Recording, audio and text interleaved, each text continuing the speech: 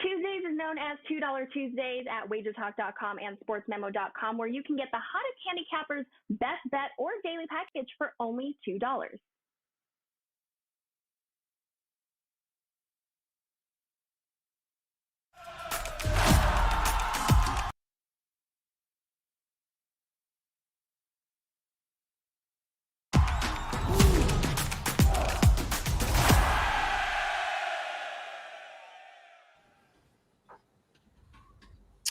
Welcome into Wager Talk YouTube here. First pitch for Tuesday, April 11th. I am Drew Martin, joined by Jimmy Adams, Eric Pauly, and Tony Finn of WagerTalk.com. We got a full Tuesday MLB slate for you. Big game breakdowns and best bets at the end. Going to start off here, top of your screen there with Jimmy Adams. Jimmy, 5% play up and available at WagerTalk.com. And I see you got a big game breakdown here. We're heading to Mile High with the Cardinals and the Rockies.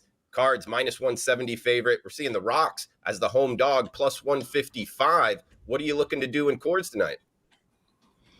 Yeah, well, if you're looking for a nice dog to cash tonight, Drew, look no further than the Colorado Rockies, who won the first game of this series last night and are sitting at a nice plus price. I see them at 165 at one prominent book in Vegas, but mostly around the plus 150. Still very good value, in my opinion.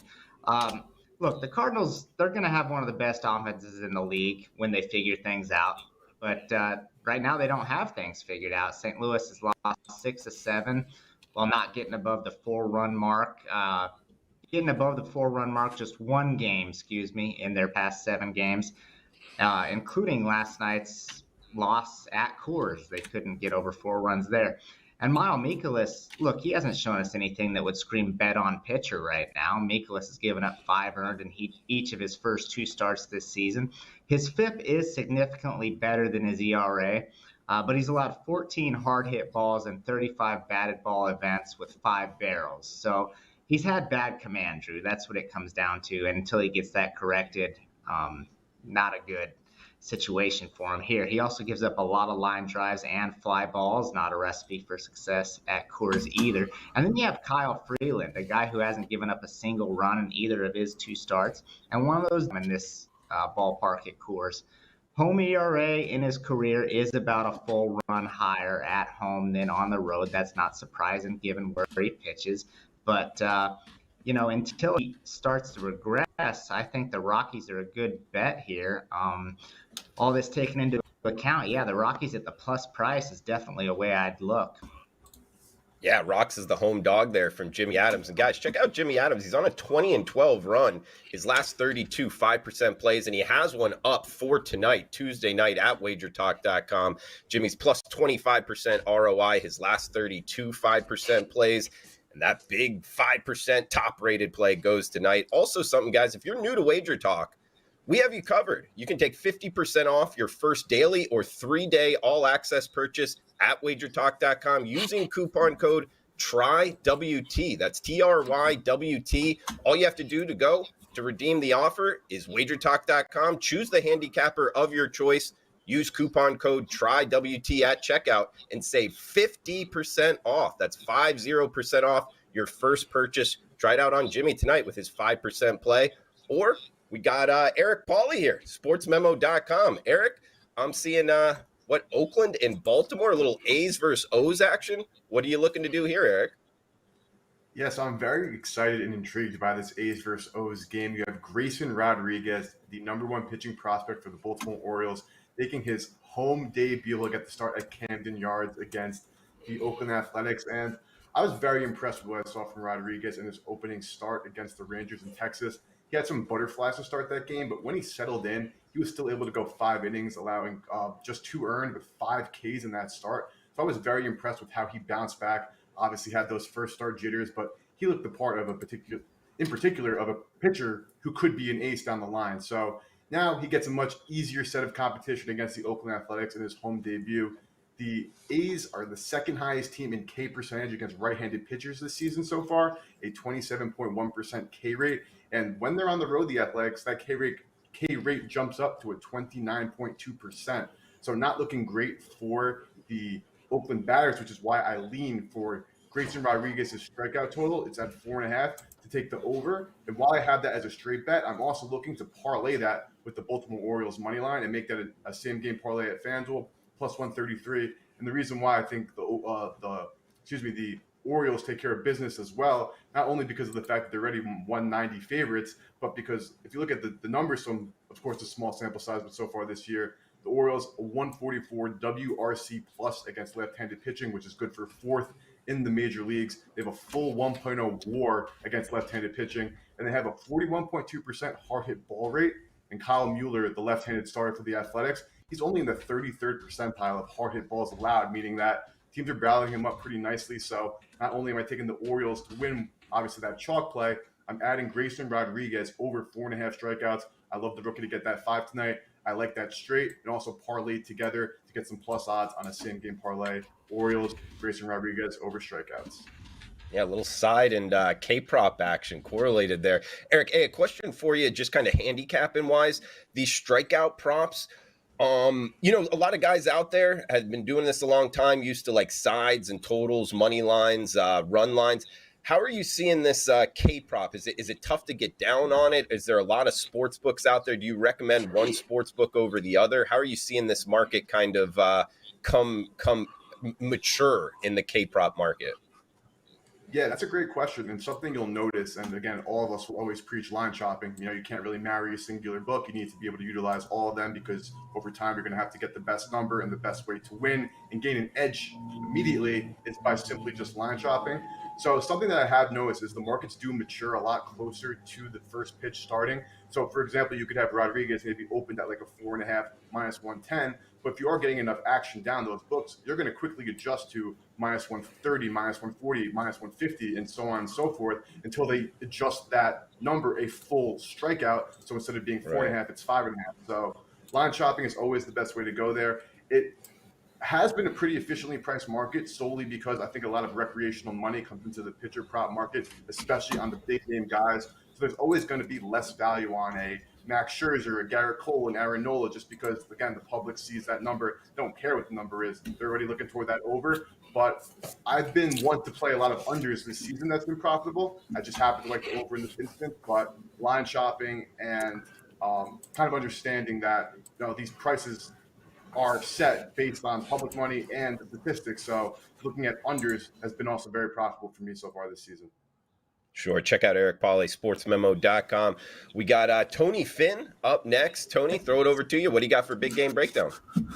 Big game breakdown. We're going to go to a game that I suffered a little bit in yesterday with Cincinnati at Atlanta.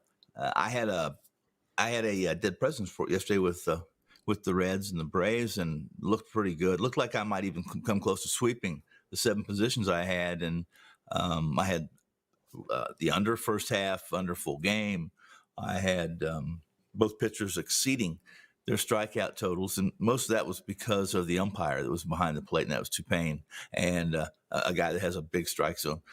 But what happens is in situations nowadays, we go to extra innings, and extra innings is a little different now. When you long story short is I got the Braves and under 8.5. It's a nice payoff. Not only that, I had a tie for the first 5 and the Reds to win, which was a plus 1,100. But one swing of the bat, right in the bottom of the 10th, is a 2-run home run. How do you get the first swing of an inning be a 2-run home run only in Major League Baseball with a runner that starts on second base, right? The big play today, I'm going right back to the Reds and the Braves. And listen, yesterday, Ashcraft was really good, looked great. And the strike zone was big and beautiful, and we saw a lot of hitters up there being aggressive because they knew who was behind the plate. Today, it's not a whole lot different. Ryan Blakely is a guy who has a high strikeout rate.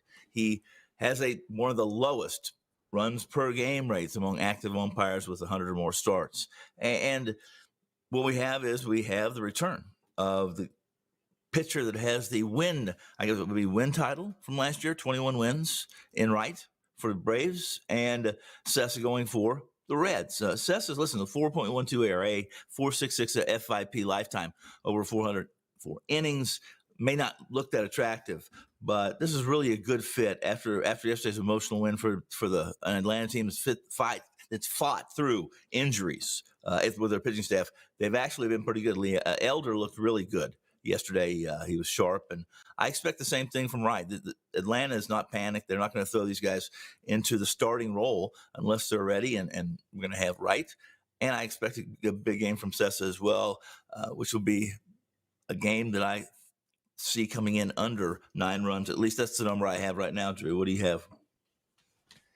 Seems like a sharp look there. Looking at the Wager Talk live odds screen, yeah, it looks like 9 is available. So Tony Finn there with his dead president's report. If you're not picking up what he's laying down, dead presidents are on money. So it took me a day or two to figure that one out. Huge shout out to the chat box. Sean Evans in the house, Truman as well. We got Austin Perez. Looks like Sean Evans looking towards Baltimore minus the run line. We got 504 in the house. Marlins team total under 3.5 is what he has circled. Wes in the house as well. So guys, we got best bets coming up. Feel free to reply below if you're watching on replay. The Wager Talk YouTube channel here. We're going live 2:00 Eastern time, Monday through Friday throughout the MLB season. So we're giving away picks here. And if you could smash that like button, if you're liking the content, it does help us out. So we'll go around the horn here and get best bets from the crew. Any final thoughts? Feel free to fire away what you're noticing in the betting markets, any of the rules changes, anything you think will help the viewers out, find some more winners. Jimmy Adams, guys, he's got a 5% play up. And again, he's up, 25% ROI, Jimmy, on your 5% plays over the last 30 or so here I'm seeing. So, guys, you don't want to miss his 5% plays. Yeah, the last 32 5% plays up 25% ROI. He's got one tonight. Jimmy, I'll throw it over to you, man. Any final thoughts on your best bet for the show? Yeah, no, thanks for having me as always, Drew. 5% are up tonight. We're going to look to continue to roll. We've had extreme success with that over the last year, really. And just in baseball in general, up over 86 units over our last 232 MLB plays. So we'll try and sweep the card. And this is one game that I will be on. And we are headed to Cleveland, where we're looking at the Yankees as they continue their series with the Guardians. Now, this game's kind of in that gray area, and if you wanted to play the run line, I wouldn't argue against it at all. I really like New York in this game.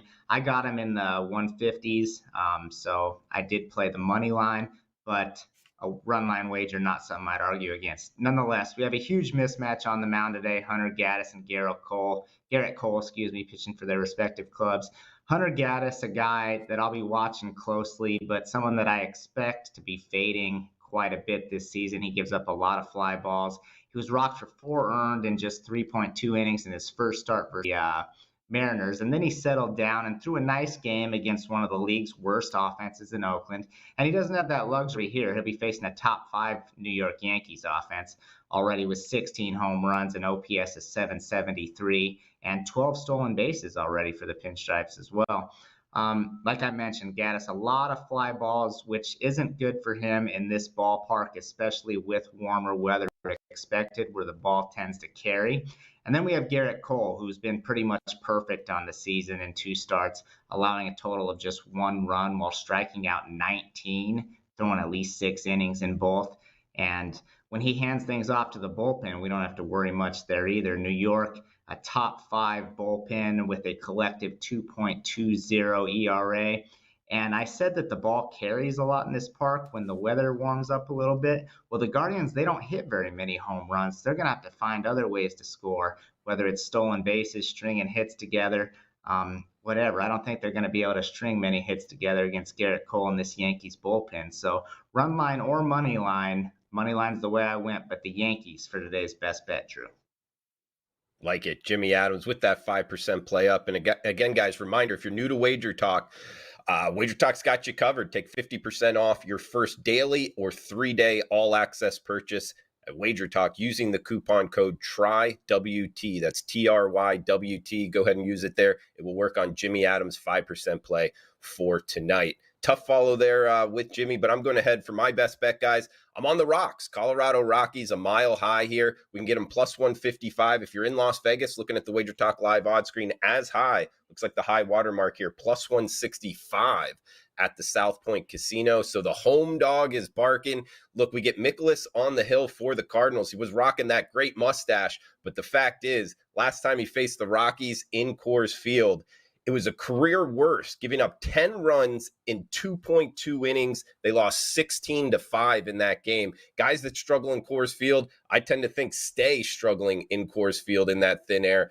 So I think he's going to have a rough night here, and just too big of a price tag on the home Rockies. And remember, guys, they're not a great team by any means, but that home road dichotomy, it favors the Rockies at home. You want to be betting on the Rocks when they're in Coors Field. We get them tonight. Big plus price as well, plus 155, widely available right now. So that's my best bet for tonight. Throw it over to Eric Pauly. Check him out, sportsmemo.com. Eric, what do you got for final thoughts and best bet for the show? Yeah, for final thoughts, I'm just going to quickly touch on if you guys saw what the Royals did against Corey Seager yesterday. Obviously, we know the elimination of the shift has been put in place, but the Royals, they said they really don't care. They took their left fielder and put him into the shallow right field, essentially leaving that entire side of the outfield open. But knowing Corey Seager splits, they decided to take that chance. And what do you know? Corey Seager hits a hard hit ground ball that would, again, be a hit at any point in time if you don't have a shift on. But since they took that risk, they were able to get that out at first base. So very interesting to note is how teams are going to now try to bend these rules that were put in place to eliminate the shift. We already saw the first instance of it last night. We've already seen teams creeping as close to second base as possible, whether that be with the shortstop or second baseman, to try to have a little bit of an edge moving to that shifted side for that batter. So just something to keep an eye on to see for maybe some season-long hit props or whatnot, if that is sustainable and how teams are going to deploy these strategies. But heading into a best bet, I'm looking at the Arizona Diamondbacks, and I'll gladly take that 1.5, about minus 150 at home tonight against the Milwaukee Brewers.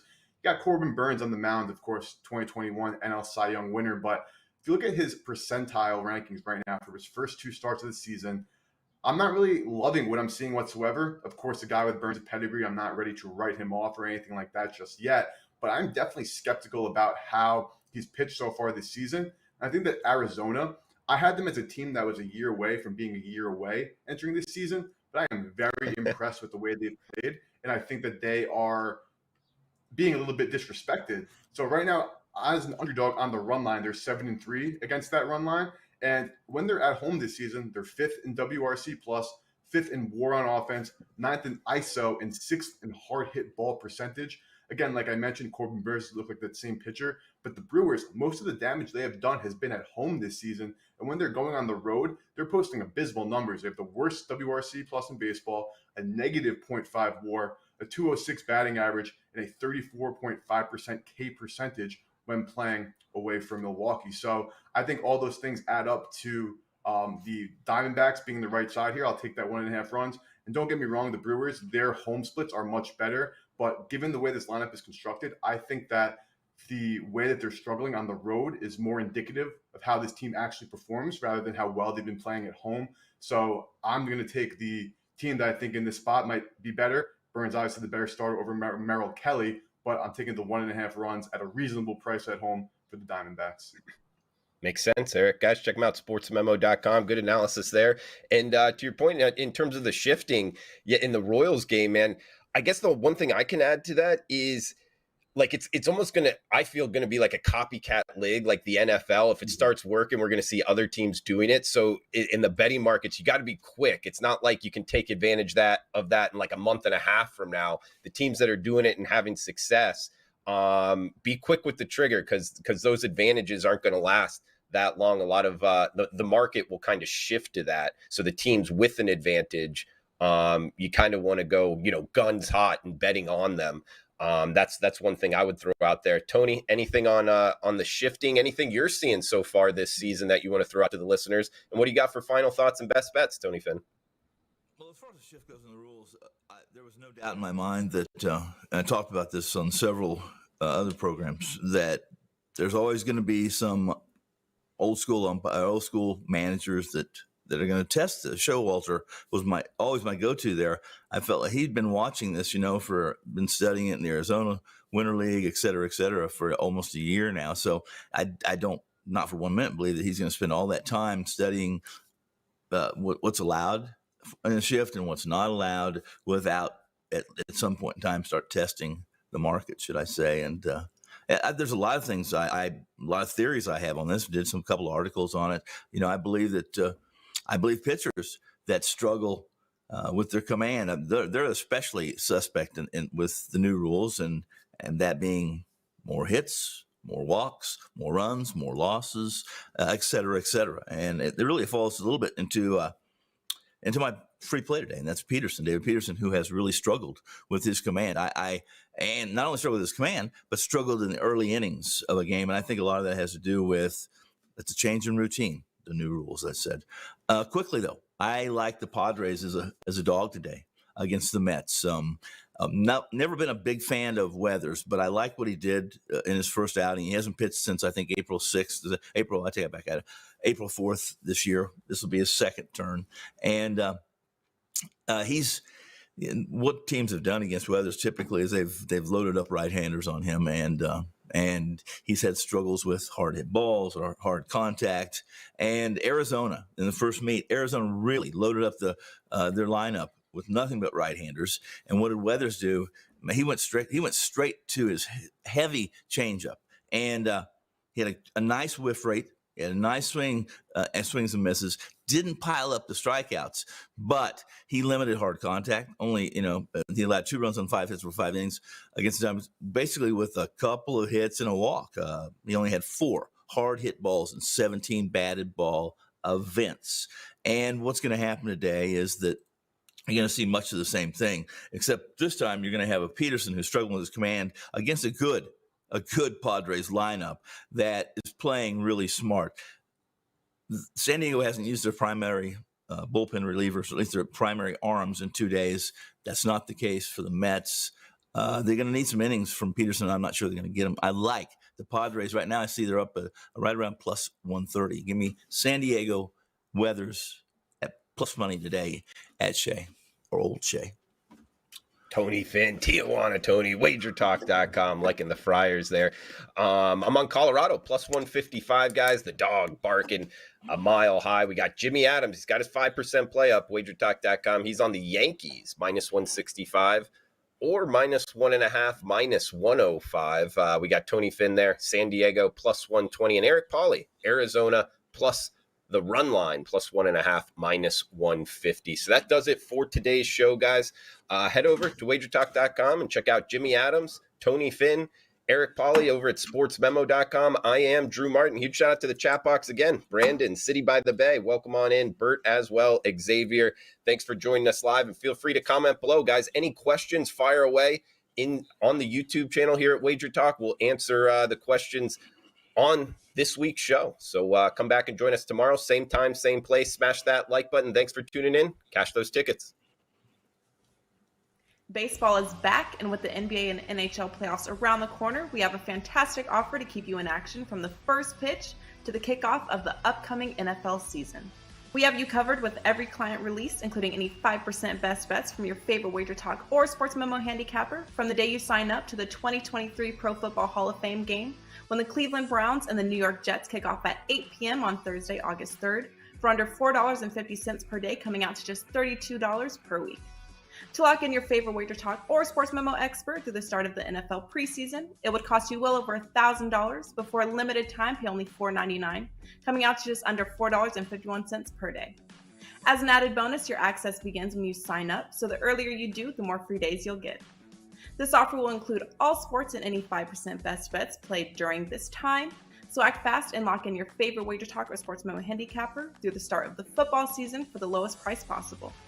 This incredible playoffs to preseason kickoff promotion ends at midnight on Monday, April 17th.